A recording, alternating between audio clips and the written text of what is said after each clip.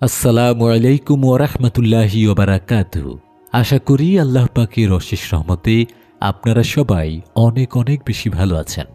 যারা নেক জীবন কাটায় আর পরকালের উপর অবিচল বিশ্বাস রাখে, এই দুনিয়াতে তাদের মন বসে না, মৃত্যুকে তারা ভয় পায় না।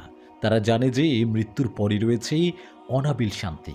সুলাইমান ইবনে আব্দুল মালিক একবার আবু হাসিম রহমতুল্লাহ আলাইহি সাল্লামকে জিজ্ঞেস করলেন, আচ্ছা, আমরা মরণকে ভয় পাই কেন? তিনি জবাব দিলেন, আসলে আমরা পরকালকে ভুলে দুনিয়া নিয়ে পড়ে থাকি, দুনিয়ার উন্নতি করতে থাকি। পরকালকে নষ্ট করে আমাদের দুনিয়া উন্নত হয়, সুন্দর হয়, পরকাল বরবাদ হয়, বিরান হয়।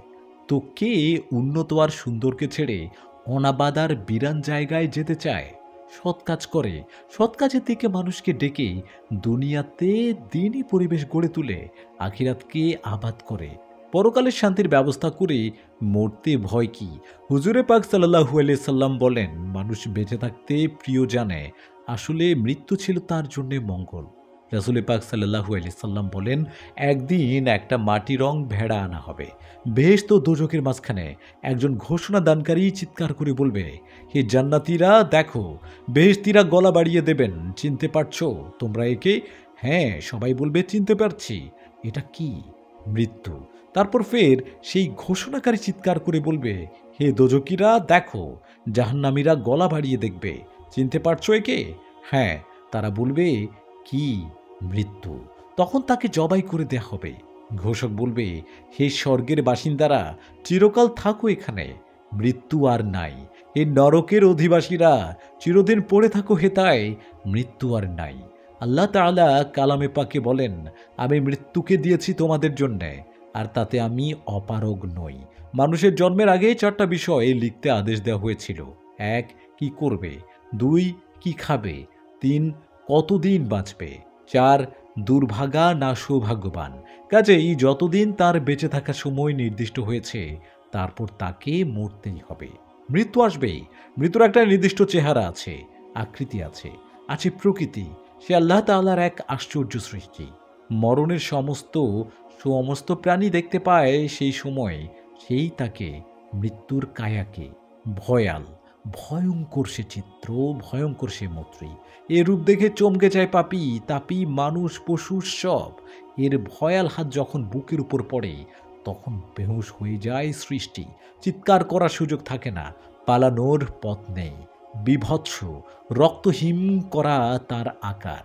এমনই সংহার তার মূর্তি যে সারা জীবন আমি সবচেয়ে বড় খোদা যে দাবি করেছে, সেও ভীত শঙ্কিত হয়ে চিৎকার করে বলে, আমি ঈমান আনলাম মুসার হারুনের আল্লাহর উপর, নিশ্চয়ই তিনি ছাড়া কেউ উপাস্য নেই, আর আমি মুসলমান হলাম।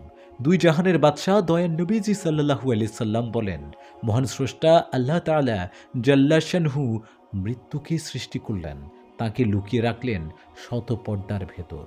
পৃথিবী আর আকাশ জগতের চেয়ে বড় আকৃতি দান করলেন, তাকে 70টা শিকল দিয়ে বাঁধা হলো। এক একটা শিকলের দৈর্ঘ্য 1000 বছরের রাস্তার চেয়ে বেশি।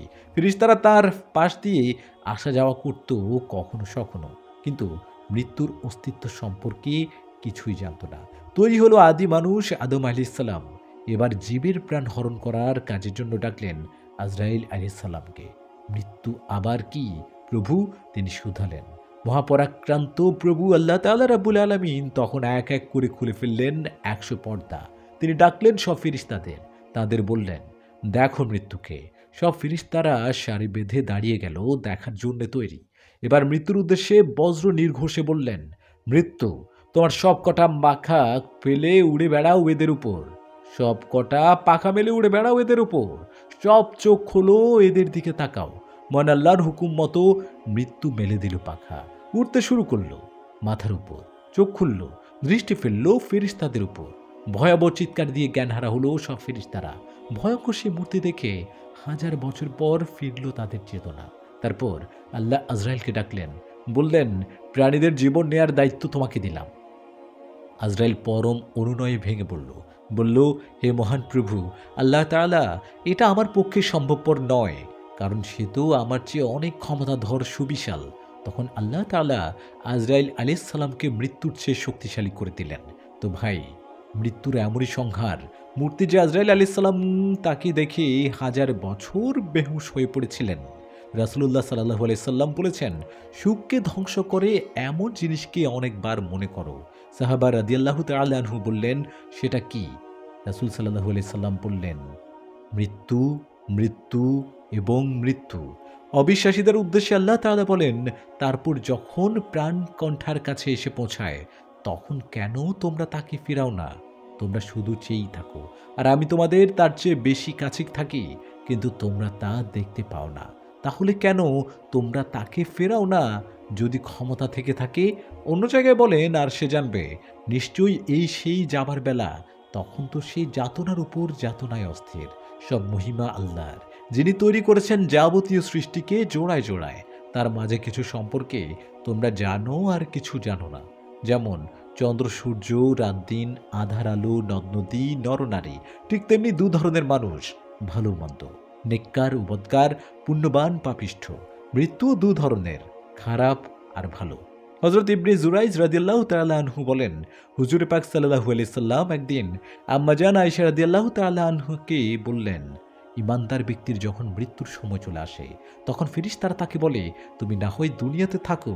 মানুষটি বলে, আশ্চর্য, আপনারা কি আমাকে অশান্তি আর দুশ্চিন্তার দুনিয়ায় রেখে যাবেন? আমি আর এই পৃথিবীতেই থাকতে চাই না, আমাকে আল্লাহর কাছে নিয়ে চলুন। ইবনে জারির ইবনে জাইদ ইবনে আসলাম রাদিয়াল্লাহু তাআলা আনহু বলেন, মৃত্যুর সময় পুণ্যবান মানুষের কাছে আসে মালাইকা বা ফেরেশতা, তাকে শোনায় সুখবর, বলে, তুমি সেখানে যাচ্ছ, সেখানে কোনো ভয় নেই। যেখানে যাচ্ছ সেখানে কোনো ভয় নেই। শুনে পুণ্যবান মানুষটিরও ভয় কেটে যায়। ফেরেশতারা তাকে বলে, দুঃখ করো না যে তুমি সব ছেড়ে চলে যাচ্ছ দুনিয়া আর তার লোকজনকে। আর শোনো, তোমার ঠিকানা হয়েছে বেহেশত। সেজন্যই বিশ্বাসী বান্দা এমনভাবে মরে যে দুনিয়াতে আল্লাহ তাআলা তাকে শান্তি দিয়ে দেয়। ইবনে আবু হাতিম হাদিসে পাকে আসছে, আল্লাহ তাআলা জাল্লা শানুহু যখন কোনো বান্দার উপর খুশি হন, তখন আজরাইল আলাইহিস সালাম ডাকেন, বলেন, যাও, আমরা কৃতদাসের প্রাণ নিয়ে এসো, এখন ওকে আমি শান্তি দেব। সে তেমন জীবন কাটিয়েছে যেমনটি আমি চেয়েছিলাম। আজরাইল আলাইহিস সালাম 500 ফেরেশতাকে ডাকাডাকি করেন। তারা জড়ো হয়ে তাদের নিয়ে নেমে আসেন মাটির পৃথিবীতে। প্রতিটি ফেরেশতার কাছে থাকে একটা করে সুসংবাদ। মুমূর্ষু মানুষটি তখন ছটফট করছে।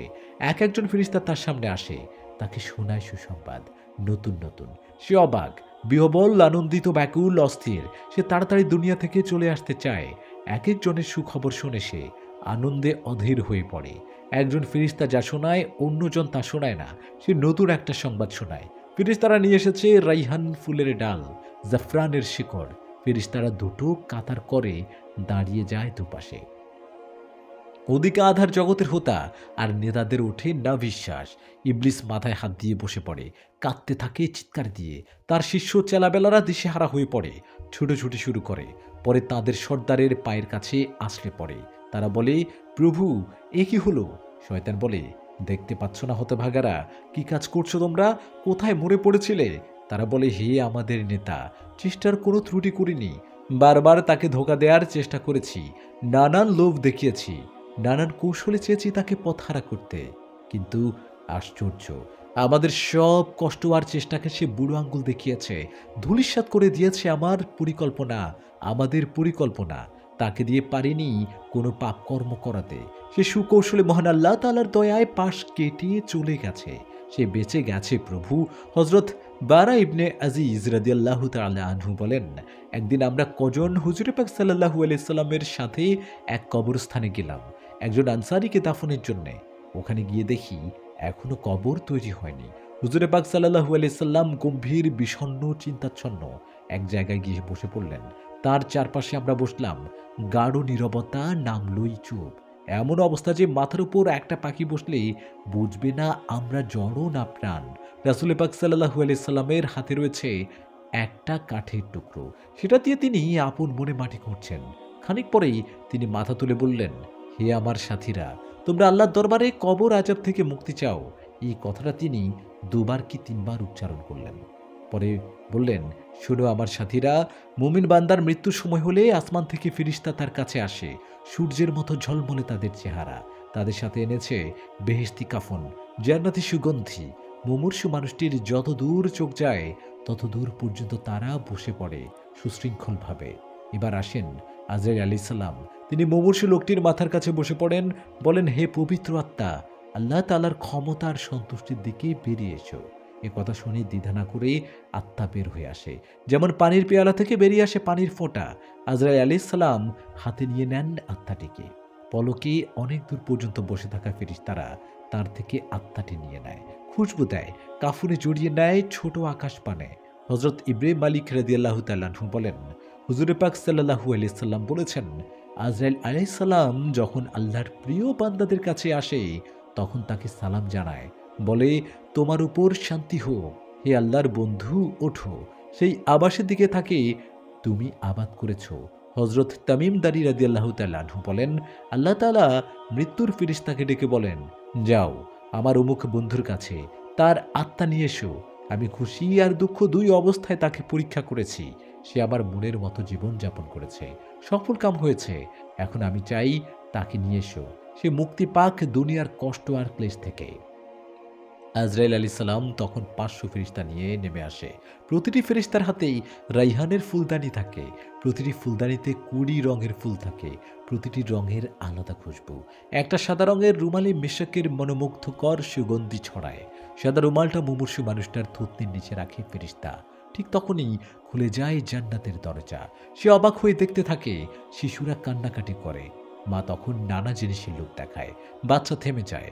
তেমনি এটা সেটা দেখাতে থাকে তাকে ফেরেশতারা। কখনো হুর, কখনো ফুল, কখনো অপরূপ পোশাক। তাকে বলা হয়, এসব তোমার, বেহেশতে রয়েছে, চলো। হুরেরা তার সামনে আনন্দে হেসে খেলে বেড়ায়, অলৌকিক সুরে গান গায়। মুমূর্ষু মানুষটি ব্যাকুল হয়ে উঠে তাকে পাবার জন্যে। আত্মা তার শরীর থেকে বেরোবার জন্য ছটফট করতে থাকে। তখন আজরাইল আলাইহিস সালাম তাকে বলে, ওহে পবিত্র আত্মা, কাঁটা ছাড়া কুল, সারি সারি কলা, সুবিশাল ছায়াঘেরা প্রবাহিত পবিত্র ঝর্ণার পানির বেহেশতে চলো। যেমন আল্লাহ তাআলা বলেন, হে প্রশান্ত আত্মা, ফিরে এসো প্রভুর কাছে, যিনি তোমার উপর খুশি ও রাজি। ফিরে এসো প্রভুর কাছে, যিনি তোমার উপর খুশি ও রাজি।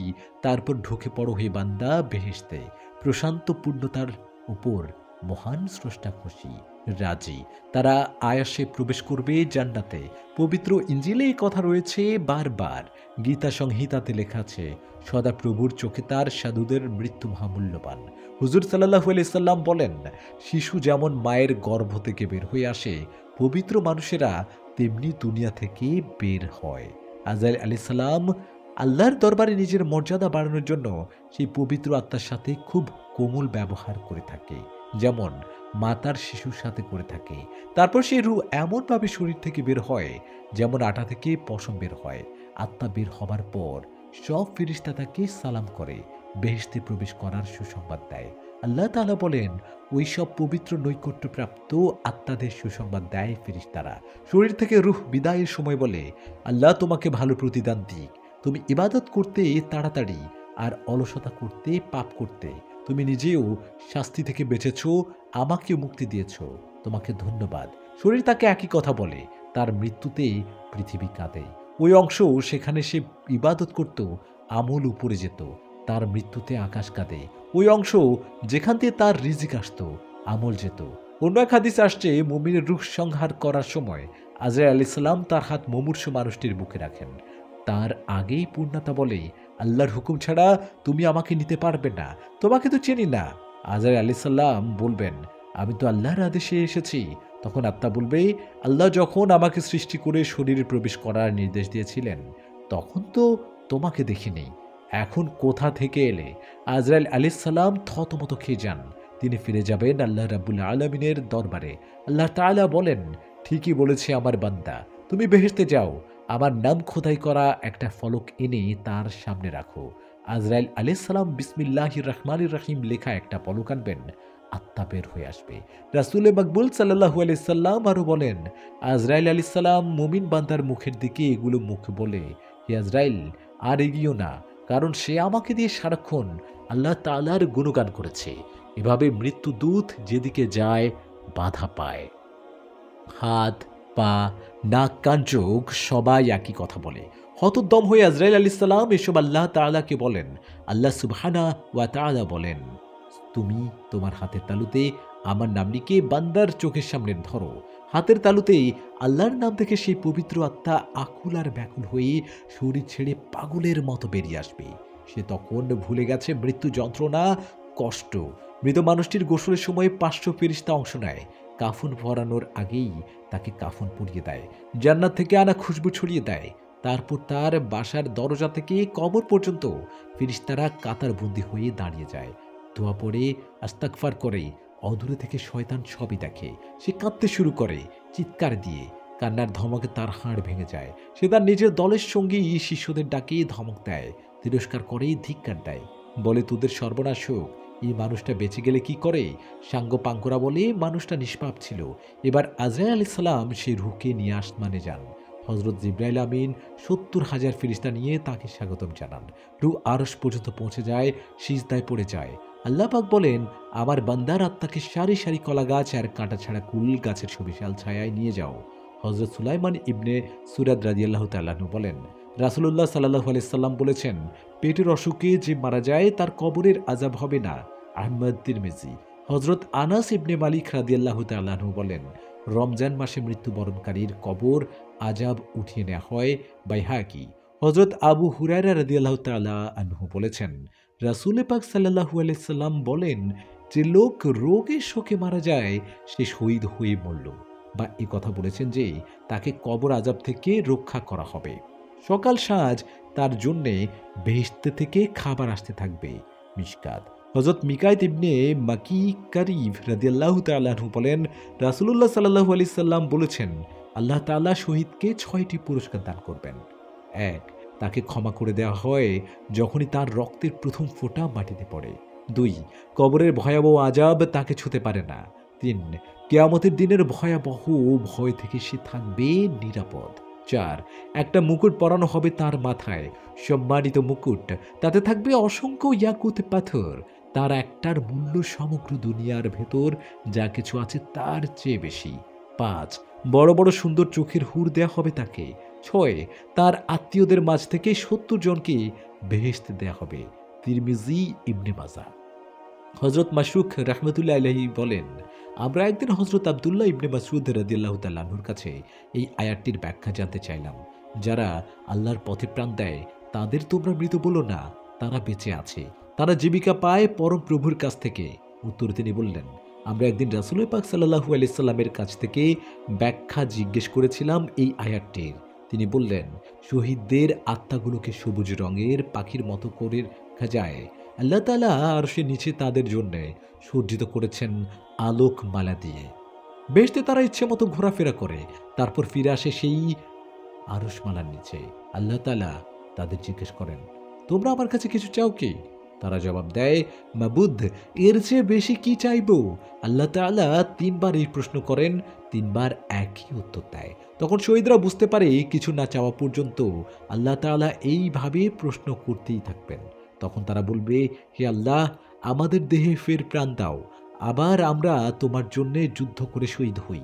কিন্তু মৃত্যুর পর আর দুনিয়াতে আসা যায় না। আল্লাহ তাআলা নিয়মকে ভাঙেন না, আবদার রক্ষা করা হয় না।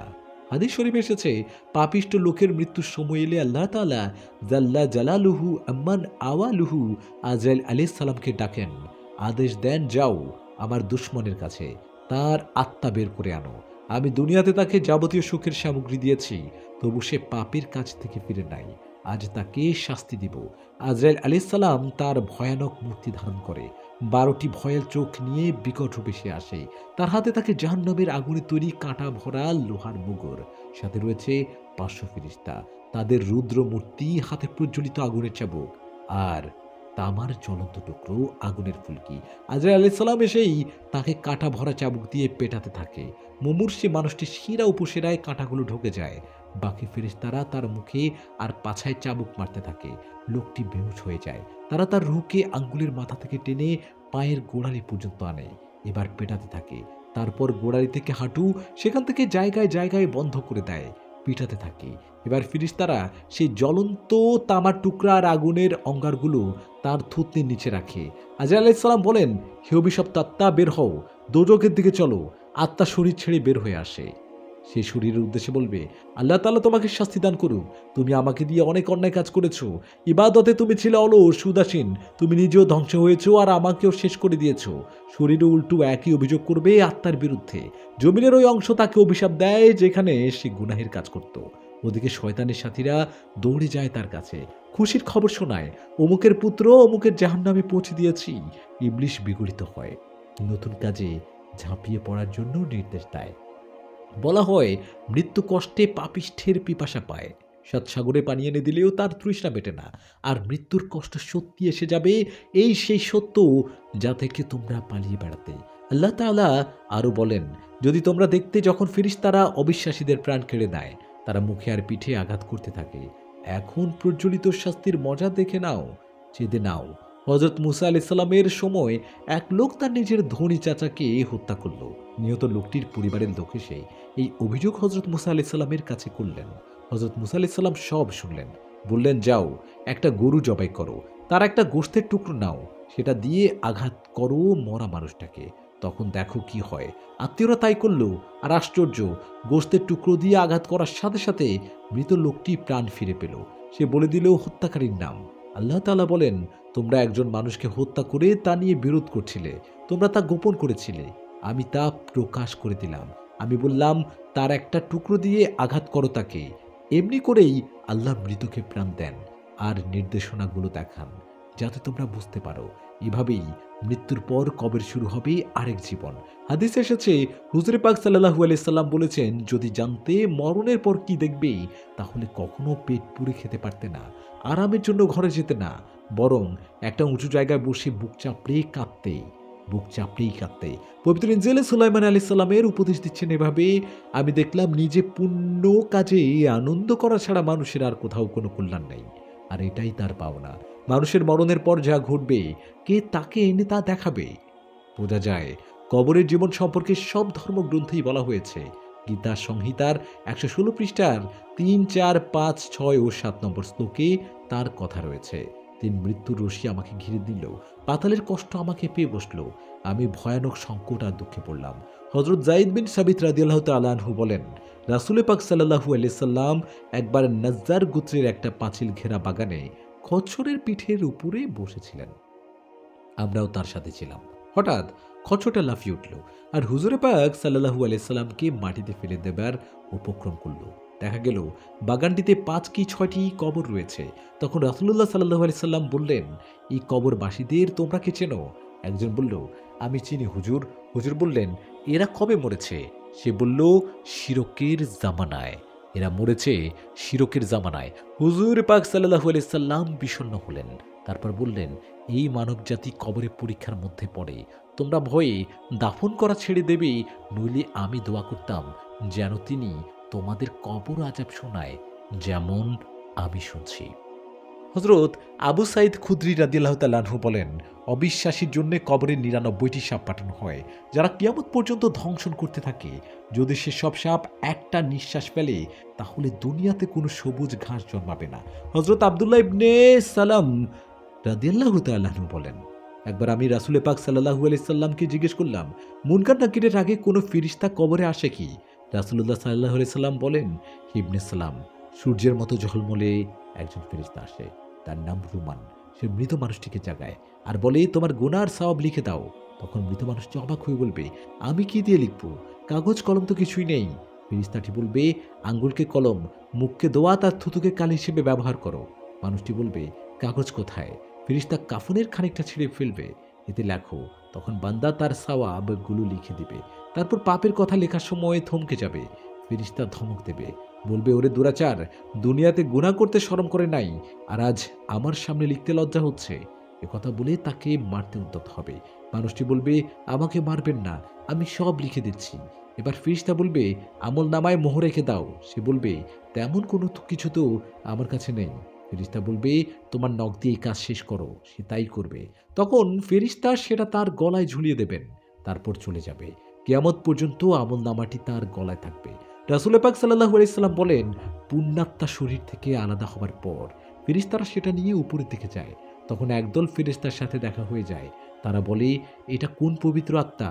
উত্তরে তারা বলে, ইনি অমুকের ছেলে অমুক। তারপর প্রথম আকাশে পৌঁছে যায়, দরজায় টোকা দেয়, সেখানকার বাসিন্দারা খুলে দেয় দরজা, জানায় সুস্বাগতম। এভাবেই ৭ আসমানে পৌঁছে। তখন আল্লাহ তাআলা বলেন, আমার এই বান্দার নাম ইল্লিয়ুনে রাখা, কিতাবে লিখে ফিরিয়ে নিয়ে যাও মাটিতে। মরদেহের আত্মা যে উপরের দিকে যায় তা শুধু রাসূলুল্লাহ সাল্লাল্লাহু আলাইহি সাল্লাম বলেননি, অন্য ধর্মগ্রন্থে তার ইশারা রয়েছে। বাইবেলে ইনজিল মথি 12:43-44 আত্মা বলে, আমি যে জায়গা থেকে বের হয়েছি ফের সেখানেই ফিরে যাব। মানুষের সন্তানের আত্মা উপরে যায় আর পশুর আত্মা নিচে যায়, কে জানে তা। আর আত্মা যার দান সেই ঈশ্বরের কাছে ফিরে যায়। শ্রীমদ্ ভগবদ গীতা, সত্যগুণ যার মাঝে প্রধান তিনি যান উপরের লোকে, রজগুণ যার প্রধান সে যায় মধ্যলোকে, আর তমগুণ প্রবল যার সে যায় নিচ লোকে। নেককার লোকের আত্মা ফিরে আসার সাথে সাথে প্রাণ পায়। নামাজ তার ডান দিকে এসে দাঁড়িয়ে যায়, রোজা দাঁড়ায় বামে, কালামে পাকের তিলাওয়াত আর জিকিরগুলো মাথার সামনে আসে। জামাতের নামাজের জন্য যে পা পড়েছিল তা পায়ের দিকে চলে আসে। বিপদে আপদে আর পাপের মোহ থেকে মুখ ফিরিয়ে রাখার ধৈর্য কবরের একদিকে দাঁড়িয়ে যায়। এমন সময় কবরের আযাব গলা বাড়িয়ে মৃতকে ধরতে চায়, সে কোনো দিকেই পথ পায় না। ডান দিকে দিয়ে ঢুকতে চাইলে নামাজ বাধা দেয়, বাঁ দিকে ঢুকতে চাইলে রোজা প্রাচীর হয়ে দাঁড়ায়। এভাবে সব দিকে আটকা পড়ে সে।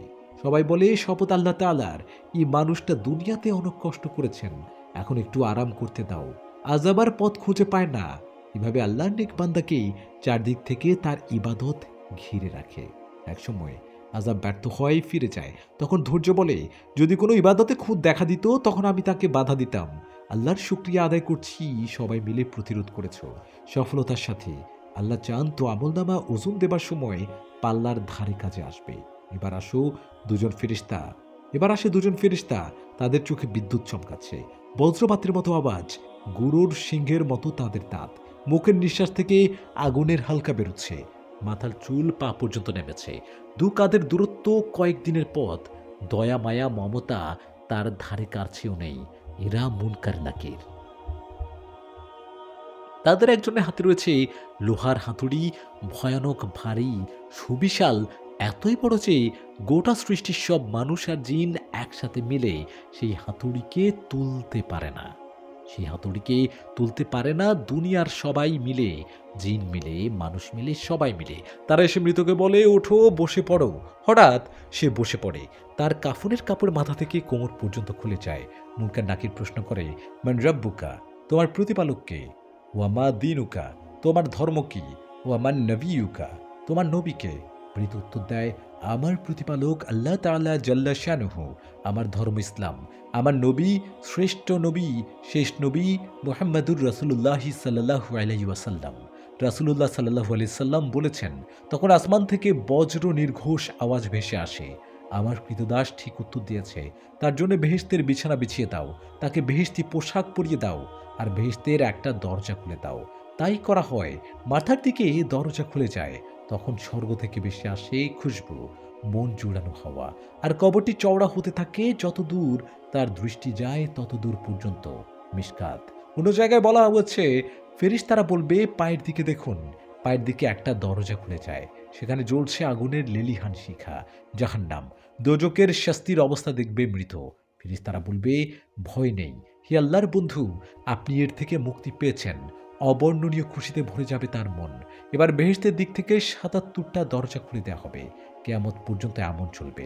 হযরত আব্দুল্লাহ বিন উমর রাদিয়াল্লাহু তাআলা আনহু বলেন, রাসূলুল্লাহ সাল্লাল্লাহু আলাইহি সাল্লাম বলেছেন, মুমিন বান্দার মৃত্যুর পর প্রতিটি কবরই এই আশা করে যে তাকে আমার এখানে দাফন করা হোক। ইবনে আশাফির। হযরত ইবনে আব্বাস রাদিয়াল্লাহু তাআলা আনহু বলেন, মুমিনের মৃত্যুর পর ৪০ দিন পর্যন্ত জমিন কান্নাকাটি করে।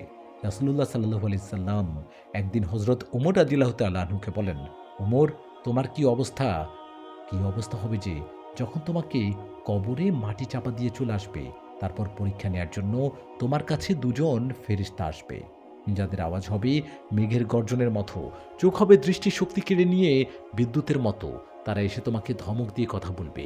বলো ওমর, তখন তোমার অবস্থা কি হবে?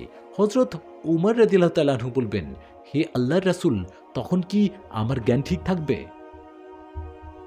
রাসূলুল্লাহ সাল্লাল্লাহু আলাইহি সাল্লাম তখন বললেন, হ্যাঁ, এখনকার মতোই থাকবে। শুনে ওমর রাদিয়াল্লাহু তাআলা আনহু বললেন, তাহলে একটা ব্যবস্থা করে নেব।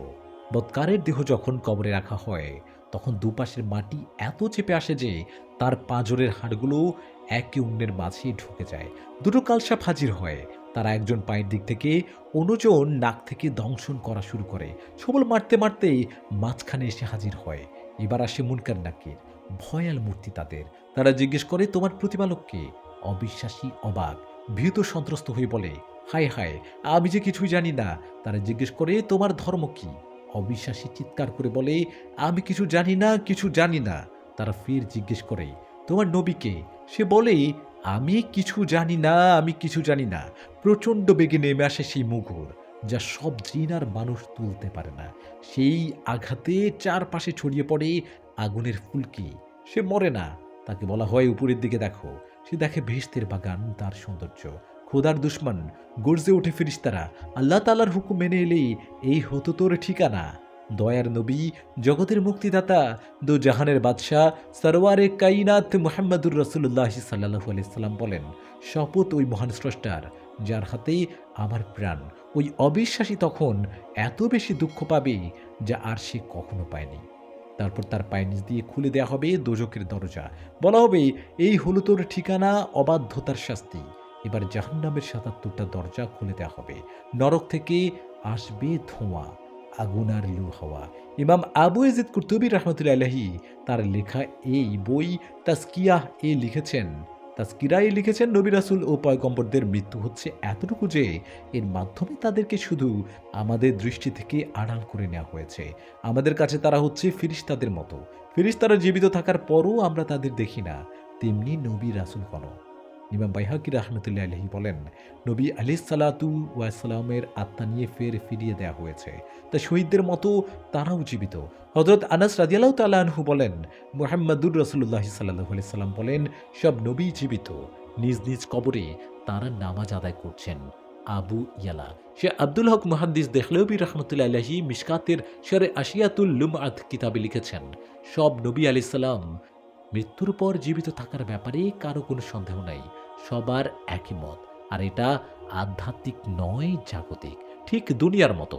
হযরত ইবনে আব্বাস রাদিয়াল্লাহু তাআলা আনহু বলেন, আমরা একবার রাসূল পাক সাল্লাল্লাহু আলাইহি সাল্লামের সাথে মক্কার মদিনার মাঝামাঝি এক জায়গা দিয়ে যাচ্ছিলাম। পথে হুজুর পাক সাল্লাল্লাহু আলাইহি সাল্লাম প্রশ্ন করলেন, এটা কোন উপত্যকা? আর যাক, আমরা জবাব দিলাম।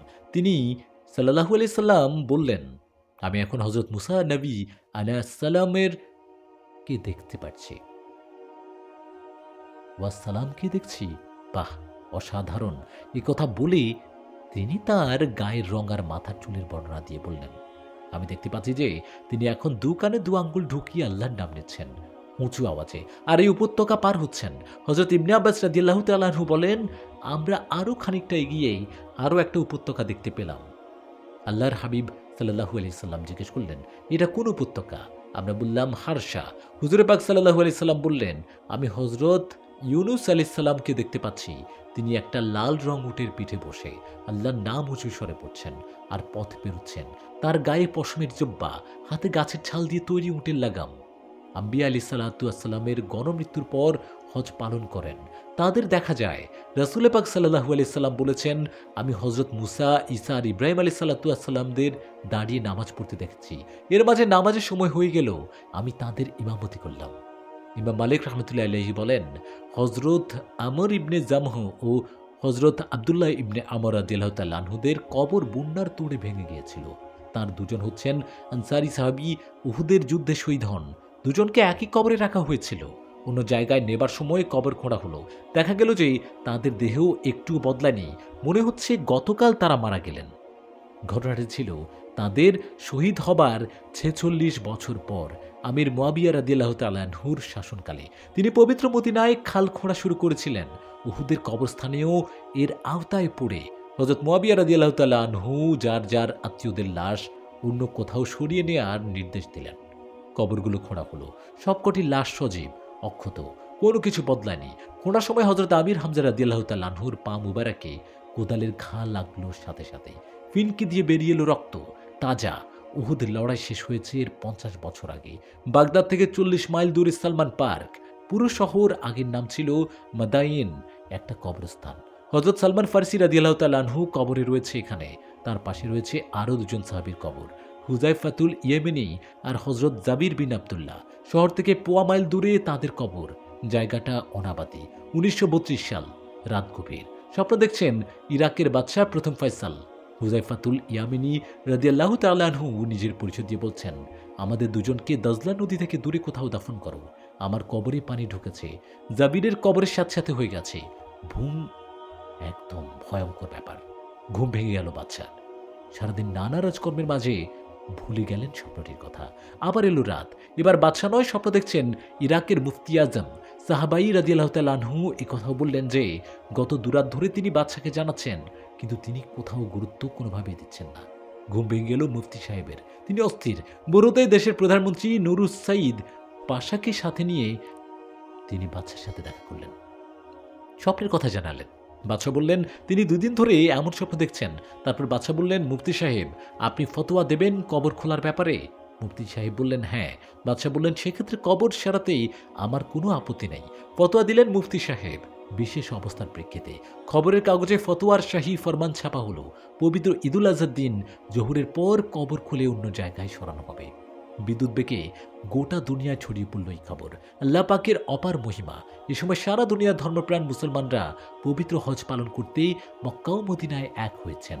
হাজিরা বাদশার কাছে অনুরোধ করলেন এই কাজটি যেন হজ শেষ হবার কটা দিন পরে করেন, তাতে তারাও হাজির হবার সুযোগ পাবেন। এ ব্যাপারে তাদের বিপুল আগ্রহ দেখে সরকার রাজি হলেন। ঠিক হলো পবিত্র হজ শেষ হবার 10 দিন পর ওই পবিত্র কাজ করা হবে। গোটা দুনিয়ার লোক চিঠি আর তার বার্তা পাঠালো। রাশিয়া, বুলগেরিয়া, ইরান, আফ্রিকা, ফিলিস্তিন, তুরস্ক, সিরিয়া, মিশর, লেবানন ও অন্য সব দেশের মানুষ এই পবিত্র কাজের সময় থাকার আবেদন জানালো। আর ওদিকে কবরে যাতে পানি না ঢোকে সেজন্য ব্যবস্থা নেওয়া হলো। সেদিন ছিল সোমবার, দুপুর 12টা। লাখ লাখ লোকের উপস্থিতিতে খুলে ফেলা হলো কবর দুটি। সত্যি তাই, যা স্বপ্নে বলা হয়েছিল। খানিকটা পানি ঢুকেছে হুযায়ফাতুল ইয়েমেনি রাদিয়াল্লাহু তাআলা আনহুর কবরে। হযরত জাবির বিন আব্দুল্লাহ রাদিয়াল্লাহু তাআলা আনহু কবর খুবই স্যাঁতস্যাঁতে হয়ে গেছে। অথচ নদী দজলা থেকে প্রায় 2 ফারলং দূরে রয়েছে কবর দুটো। বিভিন্ন দেশের রাষ্ট্রদূত এসেছেন, রয়েছেন ইরাক সরকারের সভাসদরা আর বাদশাহ ফয়সাল নিজেই। হযরত হুযায়ফা রাদিয়াল্লাহু তাআলা আনহুর পবিত্র লাশ ক্রেনের সাহায্যে উপরে উঠানো হলো। আল্লাহর অপার মহিমা। মনে হলো যেন লাশ আপনা আপনি ক্রেনের স্ট্রেচারে উঠে এলো। ক্রেন থেকে স্ট্রেচার নামানো হলো লাশসহ। কাঁধে নিলেন মিশরের ভাবি সম্রাট যুবরাজ ফারুক, তুরস্কের একজন মন্ত্রী, ইরাকের মুফতি আজম ও বাদশাহ ফয়সাল। অত্যন্ত সমাদরে একটা কাঁচের তাঁবুতে রাখা হলো পবিত্র লাশ। হযরত জাবির রাদিয়াল্লাহু তাআলা আনহু লাশ মুবারক বের করা হলো। দুটো পবিত্র লাশ, কাফন ঝকঝকে নতুন। মনে হচ্ছে গতকাল দাফন করা হয়েছে। এমনকি দাড়িগুলোতে কালের কোনো চিহ্ন ফোটেনি। চুলগুলো খোলা, চেহারা থেকে ঠিকরে বেরোচ্ছে আলো, চোখ ঝলসানো দীপ্তি। চোখে ঝলসানো দীপ্তি। অনেক চোখের উপর চোখ রাখতে গিয়ে ব্যর্থ হলেন। এত বেশি প্রভা। অনেক বড় বড় চিকিৎসক এসেছিলেন। তার অবাক। আন্তর্জাতিক খ্যাতিসম্পন্ন জার্মান আই স্পেশালিস্ট অভিভূত। মৃতদেহের চোখ এত সজীব, এত আলো। আত্মহারা হয়ে মুফতি আজমের হাত ধরে ফেললেন। বললেন, ইসলাম যে সত্য, এর চেয়ে বেশি আর কি প্রমাণ হতে পারে? আমি মুসলমান হচ্ছি। ক্লোজ সার্কিট দূরদর্শনের ব্যবস্থা করেছিল এক জার্মান কোম্পানি। তাতে গোটা কার্যক্রম দেখার সুবিধা হয়েছিল। পবিত্র লাশ দুটোকে প্রাচীন কবরস্থানে সালমান ফারসি রাদিয়াল্লাহু তাআলা আনহুর কবরের পাশেই দাফন করা হলো। এই ঘটনা দেখে অনেক ইহুদি নাসারা মুসলমান হয়ে গেল। আল্লাহ তাআলা এই মহা রহস্যময় ঘটনার ব্যাখ্যা তো আগেই কালামে পাকি দিয়েছেন। আর যারা আল্লাহর পথে নিহত হয়েছে তাদেরকে মৃত বলো না, তারা জীবিত, কিন্তু তোমরা তা জানো না। আরো বলেন, যারা আল্লাহর পথে নিহত হয়েছে তাদের মৃত ধারণা করো না, তারা জীবিত। তাদের প্রতিপালকের কাছ থেকে তারা রুজি পায়। মানুষ মরে না, শুধু পরিবর্তন হয়। হযরত আবু তালহা রাদিয়াল্লাহু তাআলা আনহু বলেন, বদরের যুদ্ধের দিন হুজুরে পাক সাল্লাল্লাহু আলাইহি সাল্লাম আদেশ দিলেন 24 জন কুরাইশ সর্দারকে একটা পচা কুয়ার মধ্যে ফেলে দিতে। তার একটা নিয়ম ছিল, যুদ্ধে জয়লাভ করতে 3 দিন পর্যন্ত ওই ময়দানে থাকতেন। বদরের প্রান্তরের 3 দিন শেষ হলো। তিনি উট তৈরি করতে আদেশ দিলেন। তার জিনিসপত্র উঠানো হলো। এরপর তিনি হাঁটতে শুরু করলেন। সাহাবীরা তার পেছনে চললেন। তারা ভাবলেন হয়তো তিনি কোনো কাজে যাচ্ছেন। একসময় তিনি সেই কুয়ার পাশে গিয়ে দাঁড়ালেন। ডাকতে শুরু করলেন, হে অমুকের পুত্র অমুক, এখন কি তোমার মনে হচ্ছে না আল্লাহ রাসূলুল্লাহ সাল্লাল্লাহু আলাইহি সাল্লাম মানা তোমাদের জন্য ভালো হতো? তোমাদের মনে হচ্ছে না কি আল্লাহ তাআলা যা ওয়াদা করেছিলেন তা দেখতে পাচ্ছ? তিনি যা ওয়াদা করেছিলেন আমরা তা সত্য দেখতে পাচ্ছি। হযরত ওমর রাদিয়াল্লাহু তাআলা আনহু পাশে এসে দাঁড়ালেন, বললেন, হে আল্লাহর রাসূল, আপনি তো মরা লোকদের সাথে কথা বলছেন। রাসূলুল্লাহ সাল্লাল্লাহু আলাইহি সাল্লাম বললেন, শপথ তাঁর যার হাতে আমার জীবন, তোমাদের চেয়ে বেশি শুনছে তারা। মুহাব্বত ইবনে মুখাল্লাদ রাদিয়াল্লাহু তাআলা আনহু বলেন, আমার মায়ের মৃত্যু হলো, তার জন্য কবর খুঁড়লাম। তখন অন্য একটা কবর ফাঁক হয়ে গেল। দেখে মৃত মানুষটির কাফনের কাপড় ধবধবে সাদা, একটি ফুলের ঝাড় ঝুলে আছে। এই ফুলের খুশবু চারিদিকে ছড়িয়ে পড়েছে। আমরা খোলা জায়গাটা বন্ধ করে দিলাম। সাবেত বানানী রাহমাতুল্লাহি আলাইহি সাল্লামকে যারা দাফন করতে গিয়েছিল তারা বলেন, অসাবধানতার কারণে কবরের একটা ইট খুলে গেল। আমরা দেখি দাঁড়িয়ে নামাজ পড়ছেন সাবেত বানানী। হযরত শুআয়ব আলাইহিস সালাম তার উম্মতকে দিন-রাত দাওয়াত দিচ্ছিলেন আল্লাহর পথে, আল্লাহর দিকে। বছরের পর বছর চলে গেল, সত্য মেনে নিল না। তখন এই ঘোর অবিশ্বাসীদের বিরুদ্ধে দোয়া করে দিলেন, হে আল্লাহ, কে সত্য আর কে মিথ্যা তুমি তার মীমাংসা করে দাও। এক ভয়ানক আযাব নেমে এলো। বিরতিহীন ধ্বংসধ্বনি, অবিরাম ভূমিকম্প আর উপর্যুপরি আগুনের শিখার তলায় তলিয়ে গেল জাতি। কওমে শুআয়ব তখন এক ধ্বংসস্তূপে দাঁড়িয়ে বিষণ্ণ কণ্ঠে বললেন, হায় হতভাগা জাতি, তোমাদের কল্যাণের জন্যই আমি শুনিয়েছিলাম আল্লাহর বাণী, তোমাদের ভালোর জন্যই শোনাতাম সত্য উপদেশ, কিন্তু তোমরা তা শুনলে না। ডেকে আনলে অমঙ্গল আর ধ্বংস হয়ে গেলে। আমি আর তোমাদের জন্য কি দুঃখ করব, তাতে লাভই বা কি? হযরত আবু নসর নিশাপুরী রাহমাতুল্লাহি আলাইহি বলেন, একবার একটা কবর খুঁড়লাম, তাতে পাশের কবরের খানিকটা খুলে পড়ল। দেখি সেখানে একজন তরুণ কালামে পাক হাতে নিয়ে মন উদাস করা সূরা তিলাওয়াত করছে। আমাকে দেখল, জিজ্ঞেস করল, আবু নসর, মহাপ্রলয় হয়েছে? আমি বললাম, না, আমার কবরের খোলা জায়গাটা বন্ধ করে দিন। সে বলল, হযরত জাবির রাদিয়াল্লাহু তাআলা আনহু বললেন, যখন মুমিনের লাশ কবরে রাখা হয় তখন সে মনে করে সূর্য ডুবছে।